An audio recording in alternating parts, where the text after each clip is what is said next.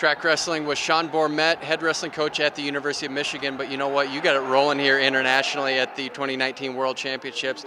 Let's go through what you have. Let's start with the Amines, Malik and Myles Amin. Myles made the Olympics. How big is that for you? Yeah, I mean, it's not easy to get here at this tournament as a college guy, still in college with eligibility to get through this tournament and get a spot qualified. So, that wasn't the ultimate goal. That was one step. Obviously, he wanted to come out of here with, with a medal. Fell just short of that, but I think it's a huge step, and it gives him the opportunity to get that medal in Tokyo. As far as his progress, what he has to do to be able to get that medal, what kind of things did you see that he needs to improve on to make that next step? Yeah, I mean, Myles has made some incredible gains since the NCAA tournament, and started with the European Championships, European Games. I mean, he's been wrestling world medalists, at all these competitions, and he's beaten several of them. He did a great job, super disciplined this summer, putting size on because he moved up a weight class, for this Olympic weight. Because he didn't want to compete at the non-Olympic weight. So he really made a huge jump physically. And technically he's been getting a lot better and making a lot of gains.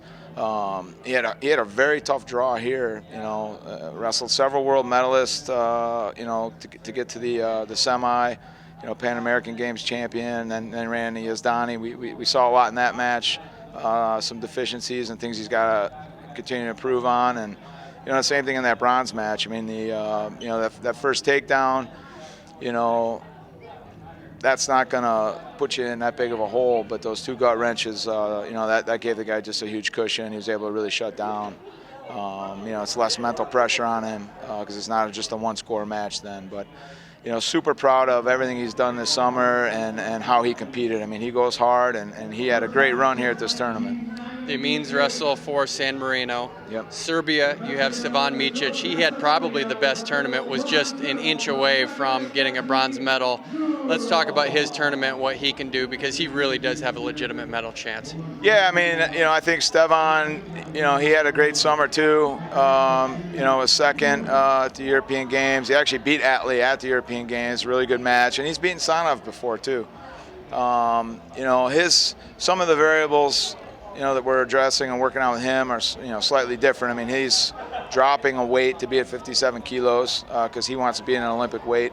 So going from, 133-pounder in college and dropping to 57 kilos, that presents some different variables. So, we're kind of measuring everything physically for him and, his descent and how he's recovering, how he's feeling.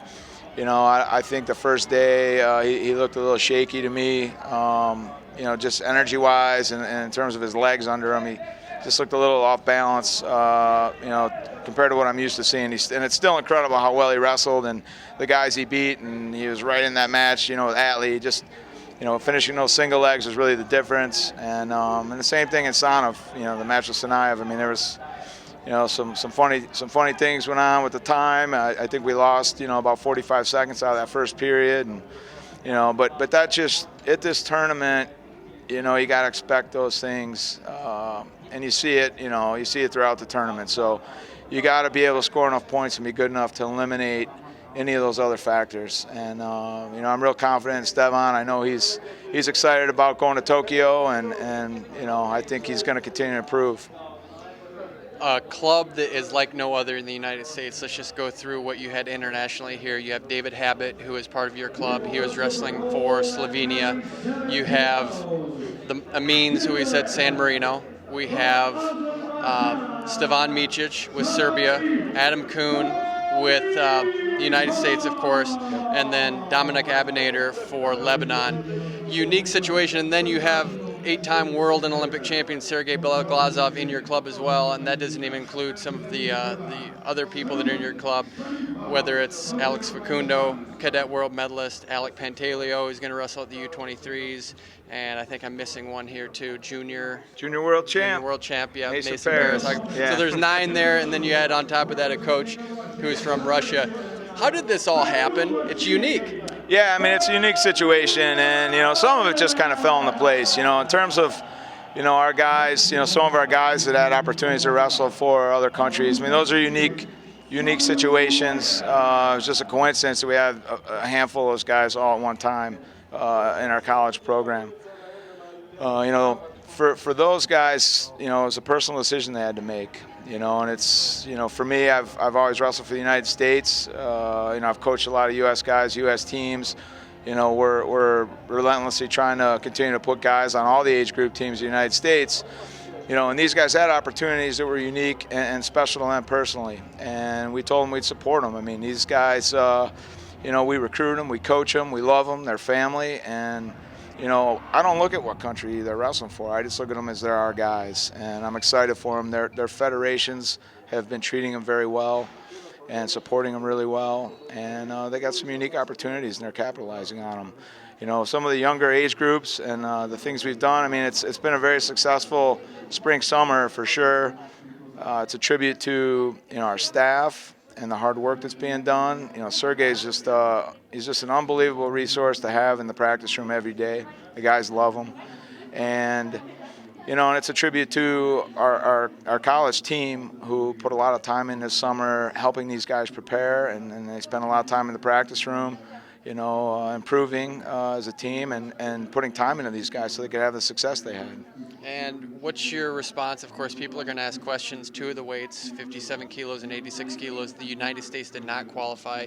You do have athletes there. What's your response to people that say, hey, they're Americans and they're wrestling for another country and they took spots from the United States? Yeah, I mean, I get it. I mean, I get it. I see how that frustration can be there. I mean, our guys are really good, and they could be contributing. Like I said, they made a personal decision for personal reasons with family heritage in those countries. I think it increases their opportunities between Europeans and Worlds and Olympics. So like I said, I told them we were going to support them no matter what their decision was. From a U.S. standpoint, I understand the frustration. I kind of get that. I think a lot of people like our guys, and I've seen a lot of support for their success. Obviously when the Americans are wrestling, the United States fans, they should be cheering, and rooting for those guys. And I see, when they're not, they're the majority of them are rooting for our college guys that live in the United States. So it's a unique situation. In this back room, I saw, Americans cheering for our guys. We're back there cheering for every American guy that's wrestling, and, watching Jordan and watching Kyle come back hard to get those bronze, and I know they're solely focused and wired for gold. I mean, it's, we're all behind them, and, but I understand. Sounds like Stefan Micic is a pretty big star in Serbia now.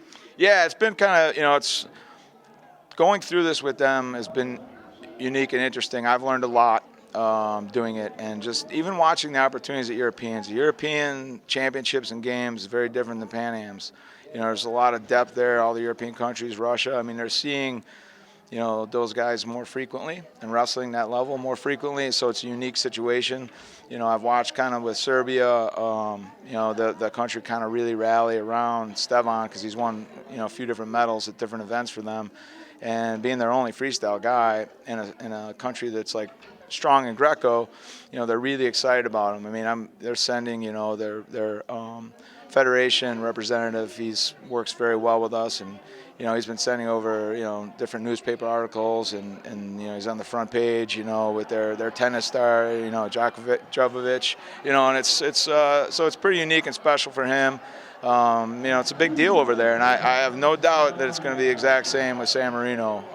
It's a very small country. They have a lot of pride. They're very, very excited about wrestling, and they're really rallying. I mean, Malik Amin won 2 matches here. He was the first guy to win a match at the Worlds for that country, and then Myles followed up with being the first guy to qualify a spot for the Olympic Games for them. So, it's pretty special for them and those countries.